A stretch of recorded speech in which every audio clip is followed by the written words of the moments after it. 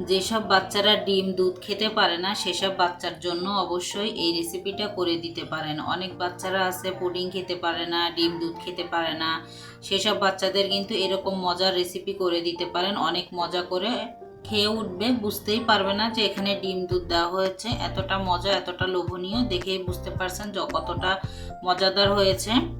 আর দেখেই বোঝা যাচ্ছে যে কতটা মজা হবে খেতে। আর বাচ্চারা তো বুঝতেই পারবে না তা কি কি দিয়ে আমি বানিয়েছি। অবশ্যই শেষ পর্যন্ত থাকবেন আর মনে করে একটা লাইক দিয়ে দিবেন।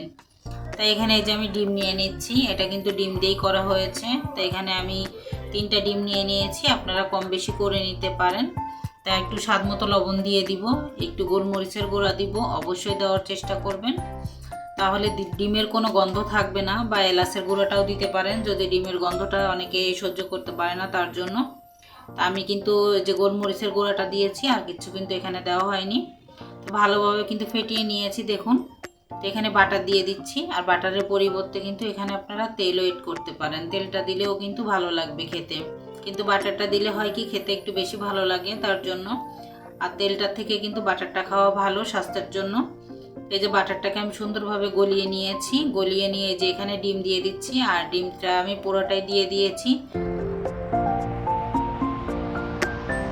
দিয়ে কিন্তু আমি এই যে দেখুন হালকা হাতে নেড়ে কিন্তু পুরোটাকে ভেজে নিব। এটা আমি এক সাইড করে করে কিন্তু ভেজে নিচ্ছি। আসসালামু আলাইকুম এভরিওয়ান, সবাই কেমন আছেন? আলহামদুলিল্লাহ আমরা ভালো আছি আপনাদের দোয়ায়। আশা করি আপনারাও সবাই ভালো আছেন। তো এরকম সহজ আর সুন্দর সুন্দর রেসিপি পাওয়ার জন্য অবশ্যই আমার চ্যানেলটা সাবস্ক্রাইব করে রাখবেন।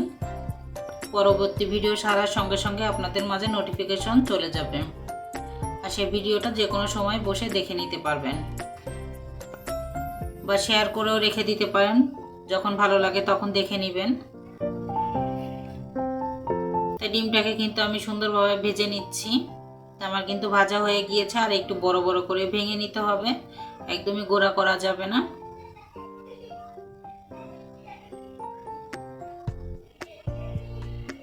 ডিম দিয়ে যে এত মজার, এত লোভনীয় একটা রেসিপি হয়ে থাকে, আপনারা না বানালে বিশ্বাস করবেন না। বানিয়ে খেয়ে দেখবেন, আর অবশ্যই বলবেন যে কেমন হয়েছে খেতে। বাচ্চারা কিন্তু ডিম অনেকেই খেতে চায় না, অনেক বাচ্চারা ডিম দুধ এগুলো খেতে পারে না। তার জন্য কিন্তু এরকম রেসিপি করে দিলে কিন্তু বাচ্চারা অনেক মজা করে খেয়ে নিবে। এখানে কিন্তু এটা যে বানানো হয়েছে শুধু কিন্তু বাচ্চাদের জন্য না, বড়রাও খেতে পারবেন। আর এখানে কিন্তু রুটি, পরোটা, ভাত, পোলাও এগুলোর সঙ্গে কিন্তু খেতে দারুণ লাগবে।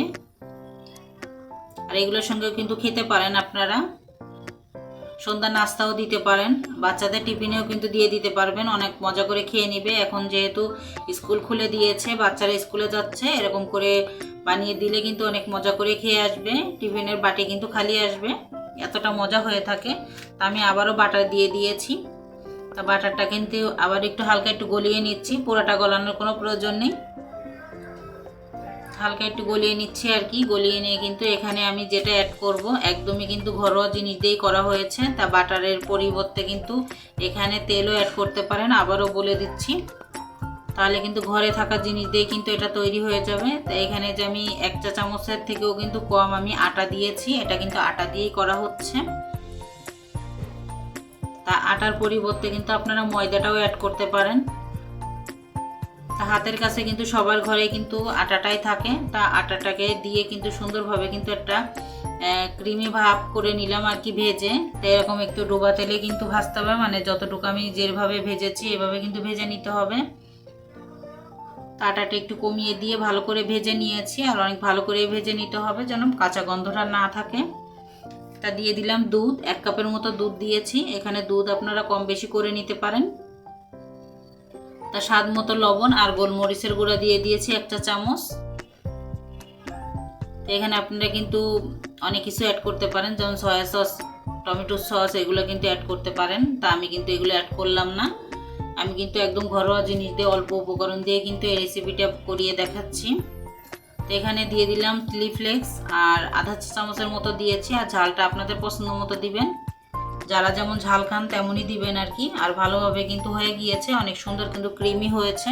দেখতেই পেলেন যে একদমই কিন্তু শুকনো শুকনো করে নিয়েছি। নিয়ে কিন্তু চিলি ফ্লেক্সটা দিয়ে কিন্তু মাত্র 10 সেকেন্ডের মতো নেড়ে নিয়েছি। বেশি নেড়ে নিলে কিন্তু বেশি ঝাল হয়ে যাবে বা কালারটা চেঞ্জ হয়ে যাবে, তার জন্য আমি আর কালারটা চেঞ্জ করলাম না। চেঞ্জ না করে কিন্তু আমি একটু নেড়ে চেড়ে কিন্তু আমি ভাজা ডিমটা দিয়ে দিয়েছি। আর ভাজা ডিমটা দিয়েও কিন্তু আমি মাত্র 30 সেকেন্ড বা 40 সেকেন্ডের মতো ভেজে নিলাম।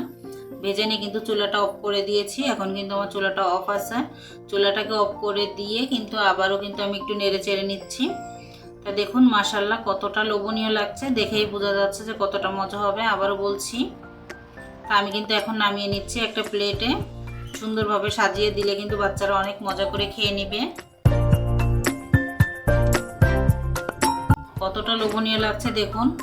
আর খেতে কেমন লাগবে বুঝতেই পারছেন। অবশ্যই বাসায় ট্রাই করবেন, খেয়ে কিন্তু অনেক মজা পাবেন।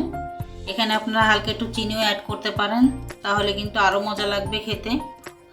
আর ঝালটা আপনাদের পছন্দ মতো। তো এখানে উপরে একটু সাজিয়ে দিচ্ছি চিলি ফ্লেক্স দিয়ে। এটা অপশনাল, কিন্তু দেখতে সুন্দর লাগবে তার জন্য দিচ্ছি। আর আমি একটু ঝাল ঝাল করেছি যাতে খেতে ভালো লাগে, তার জন্য।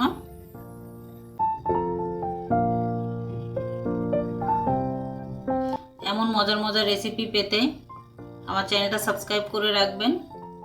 আর মনে করে অবশ্যই একটা লাইক দিয়ে দিবেন।